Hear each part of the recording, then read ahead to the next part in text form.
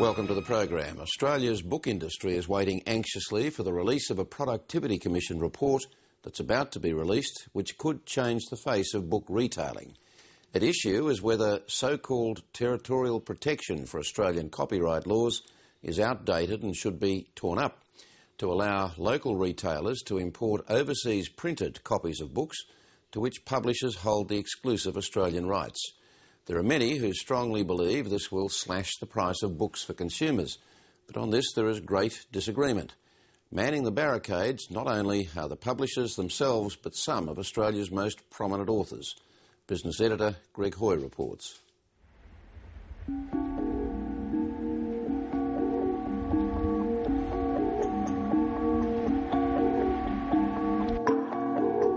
Books, bountiful books. Australians are avid readers. Almost half the nation's population are registered users of public libraries, while in each of the more recent years, national sales of new books have totalled around $2.5 billion.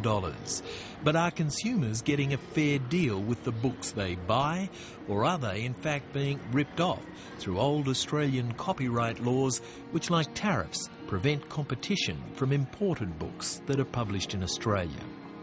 For years and years, consumers have paid too much for books, a great deal more than in overseas countries.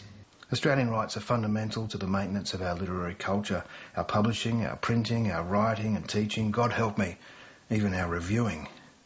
For writers, this is the cornerstone of our fair go. If you look at the people who are pushing for this change, they call themselves, in a very dissembling fashion, the Coalition for Cheaper Books, but they are the Coalition for Bigger Business. It's Dymocks, Coles and Woolworths. Why on earth would you deliver a vibrant industry into the hands of those sort of people? It's like handing over the Obama children to be babysat by the Taliban. It doesn't make a lot of sense. As you can see, it's contentious, especially amidst fears that a report by the Productivity Commission, recently completed and handed like a hot potato to the federal government who asked for it, might signal the end of old protections against imports. In its draft report, the Commission suggested so-called copyright restrictions on the parallel importation of books, or territorial copyright as it's called by some, should in future only be maintained for the first year of publication. Even that invited the scorn of consumer advocates on one side of the barricades and a blizzard of verbal abuse from Australia's literati on the other, forecasting doom for Australian writing. We'll see jobs lost, possibly our most successful cultural industry destroyed, and Australia as a nation will have had its tongue torn out. The Productivity Commission was the leading supporter of tariff reduction. And that support has led to extremely beneficial reforms, lower prices, more productive and efficient Australian industry. Why shouldn't the same happen with books? The Productivity Commission is hostile to Australian rights. One of the most successful local storytellers, Tim Winton, saved the most withering assault for his recent acceptance speech on winning the prestigious Miles Franklin Award for Australian Writing for his novel Breath. As an interim measure, they want Aussie rights to be limited to merely 12 months. After that, all bets are off. Under that system, you might be interested to know Breath would already be out of local copyright, just in time for the nation's most prestigious literary award. And the copies in the room around you with the lovely gold sticker wouldn't, in all likelihood, be Australian editions. They'd be foreign imports, export editions or import editions for which I wouldn't be paid a royalty. What I do know is that his latest book, Breath, is much, much cheaper, purchased from an overseas online supplier, available to the Australian public. Loudly leading the push for deregulation has been the CEO of the Dymocks book retailing group, Don Grover. Publishers overseas sell product into the Australian wholesale market at higher prices than they sell it into other markets around the world. Dymocks is a large seller of books through our offices and stores in Hong Kong. We buy books into that market significantly cheaper than we can buy them into the Australian market. What writers fear is big retailers like Dymocks and others are hoping to boost profit margins if overseas publishers start dumping excess stock or lower quality prints in Australia. The leading children's author, Morris Gleitzman. When an American edition of one of my books is published, I still get a small royalty on each copy sold.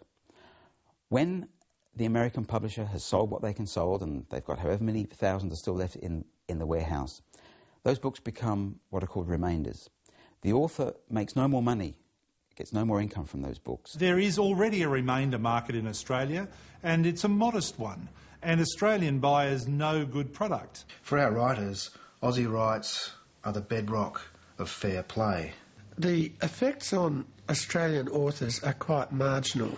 Australian authors are being paraded out there in front of the public, but they are in reality protecting multinational publishing interests. I'm not speaking for any business or anybody, and the truth is I'll probably be all right. I'll get published out in New York and I'm established enough that I'll survive. But I'm established enough because we did have a vibrant publishing and bookselling industry, and that'll disappear. And there won't be writers like me anymore. There won't be writers like Tim Winton. Equally contentious in this debate is the constant comparison to the lifting by government of parallel import restrictions on compact discs back in 1998. The government passed the reforms. Consumers have got much better prices. No harm to the local music industry. It has flourished. It is flourishing despite the reforms. The Chief Operating Officer for Sony Music Worldwide has actually written about this, and he said it actually had a destructive effect on the Australian music industry, and it's not the dynamic industry it was. The ACCC found the average price of the top 40 CDs at specialist music stores fell by around 8%. Writers argue this was due to technological advances, which is disputed. The Australian Book Publishers Association and others, meanwhile, claim employment in the music industry dropped by around 40%, with fewer bands getting recording deals. The former chairman of the ACCC, Professor Alan Fells, denies this. Such is the bitter battle of the bands and their CDs. The battle of the books, it seems, may well have to be decided on its own merits. The Productivity Commission's controversial report is due to be published in 1 week. To survive this without injury, the government will need the wisdom of Solomon and the metal to match. There's also a claim that it's good for culture. That is, it's good for culture that Australian book readers should pay more for books. I don't understand that.